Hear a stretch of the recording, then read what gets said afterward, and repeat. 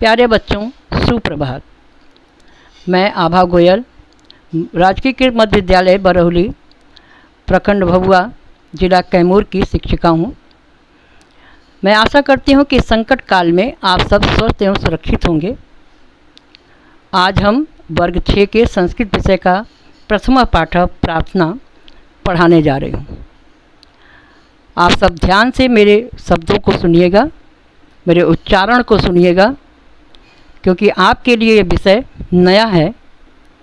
अभी तक आप हिंदी पढ़ते रहे हैं, इसमें हिंदी की तरह ही है, बस कुछ चिन्ह जो हैं जैसे हलंत और विसर्ग, इसको ही पढ़ने का तरीका आपको जानना पड़ेगा। वो हमारे द्वारा पढ़े हुए उच्चारण से को ध्यान से सुनकर आप समझने की कोशिश करिएगा। अब हम श्लोक पढ़ रहे हैं। प्रार्थना, ईश्वर से प्रार्थना करते हैं बच्चे। त्वमेव माता च पिता त्वमेव, त्वमेव बंधुश्च सखा त्वमेव, त्वमेव विद्या द्रविणं त्वमेव, त्वमेव सर्वं मम देव देव। त्वमेव माता च पिता त्वमेव, त्वमेव बंधुश्च सखा त्वमेव, त्वमेव विद्या द्रविणं त्वमेव, त्वमेव सर्वं मम देव देव। अब आप हमको शब्दों को तोड़ेंगे। त्वम एव, दो शब्द बने हैं, मिले हुए हैं। त्वम एव, माता च पिता त्वम एव, त्वम एव बंधु, स जो है विसर्ग में बदल जाएगा। विसर्ग खड़ी जो है दो बिंदी लगती है, जैसे अह पे लगाया जाता है वैसे ही लगती है। च सखा त्वम एव, त्वमेव, त्वम एव विद्या द्रविणम, त्वम एव सर्वम मम देव देव। द्रविणम के ऊपर जो बिंदी लगा हुआ है वो म का उच्चारण कराता है। सर्वम में जो बिंदी लगा है वो भी म का उच्चारण कराता है। अब हम इसकी हिंदी आपको बताएंगे। ईश्वर से प्रार्थना बच्चे करते हैं कि हे समस्त संसार, हे देव, हे संपूर्ण संसार के को चलाने वाले देवता, अर्थात हे देवों के देव, अर्थात सर्वश्रेष्ठ देवता। आप कुछ भी लिख सकते हैं। हे प्रभु, हे देवता, तुम ही माता हो। तुम माने तुम, एव माने ही, माता हो। च और, च मतलब और। तुम एव पिता, तुम ही पिता हो। तुम ही माता हो और तुम ही पिता हो। तुम एव, तुम एव माने ही, तुम ही बंधु, भाई हो या परिवार हो। च और, सखा तुम एव, तुम ही मित्र हो। तुम ही माता हो और तुम ही पिता हो। तुम ही बंधु हो अर्थात परिवार हो और तुम ही मित्र हो। त्वम एव विद्या, तुम ही विद्या हो। त्वम एव द्रविणम, तुम ही धन हो। द्रविणम माने धन। त्वम एव सर्वम, तुम ही सब हो। मम मेरे, तुम ही मेरे सब हो। देव देव, हे देवों के देव अर्थात सर्वश्रेष्ठ देव। हे देवों के देव अर्थात सर्वश्रेष्ठ देवता, तुम ही माता हो और तुम ही पिता हो। तुम ही बंधु या परिवार हो और तुम ही मित्र हो। तुम ही विद्या हो, तुम ही धन हो और तुम ही मेरे सब कुछ हो। दूसरा श्लोक देखिए। नमो नगेंद्राय हिमालयाय, नमो विशालाय च सागराय, नदी गणेभ्य सुख साधनेभ्यो देशाय तस्मै मम भारताय। नमो नगेंद्राय हिमालयाय, नमो विशालाय च सागराय, नदी गणेभ्य सुख साधनेभ्यो देशाय तस्मै मम भारताय।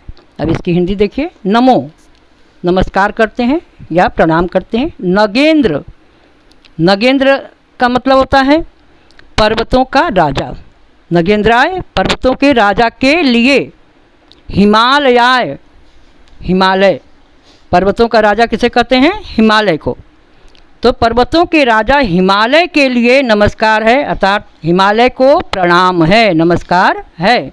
च, नीचे की लाइन में च दिया है। और नमो, नमस्कार है। विशालाय सागराय, विशाल सागर को, विशाल समुद्र को नमस्कार है या प्रणाम है। नदी गणेभ्य सुख साधनेभ्य, नदियों के समूह, नदी गणेभ्य नदियों के समूह को, और सुख साधनेभ्यो, सुख साधनों से युक्त, देशाय, देश को, मम देशाय, मेरे देश को, मेरा देश कौन? भारत, भारताय, तस्मै, उसको नमस्कार है। फिर से हिंदी देखिए, पर्वतराज हिमालय को नमस्कार है और विशाल सागर को नमस्कार है। नदी समूहों और सुख साधनों से युक्त जो मेरा देश है उस भारत देश को नमस्कार है, अर्थात या उस भारत देश को मैं प्रणाम करता हूँ। एक हिंदी और बनेगी, पर्वतराज हिमालय को प्रणाम है और विशाल सागर को प्रणाम है। नदी समूहों और सुख साधनों से युक्त मेरा देश है, उस भारत देश को मैं प्रणाम करता हूँ। आगे मौखिक प्रश्न, आगे शब्दार्थ दिया गया है, हम धीरे धीरे आपको उसको दिखा रहे हैं। बच्चों के पास पुस्तक नहीं होगी, इसलिए उसे जो है कॉपी पे उतार करके लिखना शुरू करें और लिख करके याद करें। हम पढ़ दे रहे हैं, त्वमेव, तुम ही, दो शब्द जुड़े हुए हैं, त्वम और एव। च मतलब और, बंधु माने संबंधी, सखा माने मित्र, द्रविड़म माने धन, सर्वम माने सब कुछ, मम माने मेरा, नमो माने नमस्कार है या प्रणाम है, नगेंद्राय पर्वतराज को या पर्वतराज के लिए, विशाल, विशाल बड़ा, नदी गणेभ्य, नदी समूह को या के लिए, सुख साधनेभ्यो, सुख के साधनों के लिए, देशाय, देश को या देश के लिए, तस्मै, उसका या उसके लिए, भारताय, भारत देश को या भारत देश के लिए। बंधु शब्द, आप देखिए बंधु शब्द में दो बिंदी लगी है, इसे हम विसर्ग कहते हैं। सर्वम शब्द में, द्रविड़म शब्द में नीचे जो है म पर टेढ़ी तिरछी जो है कि लाइन खींची हुई है, उस लाइन को हम हलंत बोलते हैं। ये हलंत अक्षरों को आधा करने के लिए लगाया जाता है। अब नीचे कुछ संधि के शब्द दिए हैं, इसे आप पढ़ने की कोशिश करिएगा। अब हम मौखिक प्रश्न पे आते हैं। इन शब्दों का अर्थ बताएं। द्रविड़म माने धन, सखा माने मित्र, विशालम माने विशाल को, विशालाय मतलब विशाल को, नगेंद्राय पर्वतराज को, मम मेरा। फिर से सुन लीजिए, द्रविड़म माने धन, सखा मतलब मित्र, विशालाय विशाल को, नगेंद्राय पर्वतराज को और मम मतलब मेरा। नीचे जो है दूसरा प्रश्न, बंधुश्च के समान इन शब्दों को जोड़कर बोलें। हरि च, हरि और च को जोड़ना है, इसको जोड़ेंगे तो हो जाएगा हरिश्च। हरिश्च, विसर्ग जो है च स में बदल जाएगा, विसर्ग जो है तालव्य स में बदल जाएगा। लोकः च, लोकश्च, पुनः च, पुनश्च, अजः चरति, अजः चरति, अजश्चरति।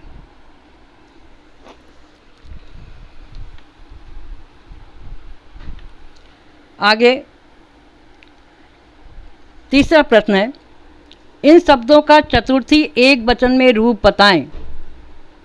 इसके लिए किताब के पीछे बालक का रूप है, उसे जो है कि याद करना होगा। हम चतुर्थी का रूप बता दे रहे हैं आपको। पहला है सागर, सागर की चतुर्थी विभक्ति होगी सागराय, सागराय। विशाल की है विशालाय, देश की है देशाय, पुत्र की पुत्राय, हिमालय की हिमालयाय, हिमालयाय।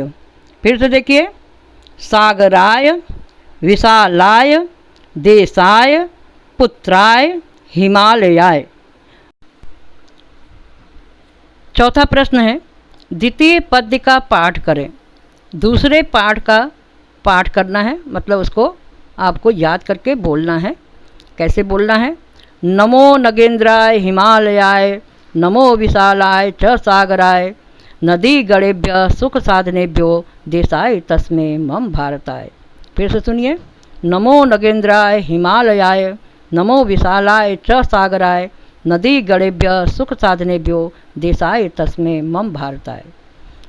प्रश्न में आपको दूसरा श्लोक दिया गया याद करने को, दूसरा पद। आप दोनों ही पद को याद करेंगे। अगला प्रश्न है आपका, नमः शब्द से युक्त 5 वाक्य बोले।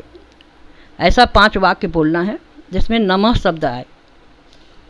तो देवताओं को नमस्कार करने में हम नमः शब्द का प्रयोग करते हैं, और चतुर्थी विभक्ति का, जिसको नमस्कार करते हैं उसमें चतुर्थी विभक्ति का प्रयोग करते हैं। जैसे पहला गणेशाय नमः, दूसरा सरस्वत्यै नमः, तीसरा शिवाय नमः, चौथा देशाय नमः, पांचवा मात्रे नमः। मात्रे माता को, माता के लिए नमस्कार है, माता को नमस्कार है। फिर से देखिए, गणेशाय नमः, सरस्वत्यै नमः, शिवाय नमः, देशाय नमः, मात्रे नमः।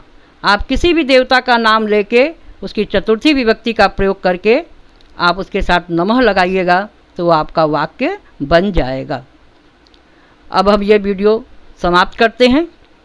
अगले लिखित प्रश्नों का उत्तर हम दूसरे वीडियो में देंगे। आप उसे ध्यान से देखिएगा और पढ़ने की कोशिश करिएगा और सारे शब्द अर्थ को याद करिएगा। अब हम यहीं समाप्त करते हैं। धन्यवाद, नमस्कार।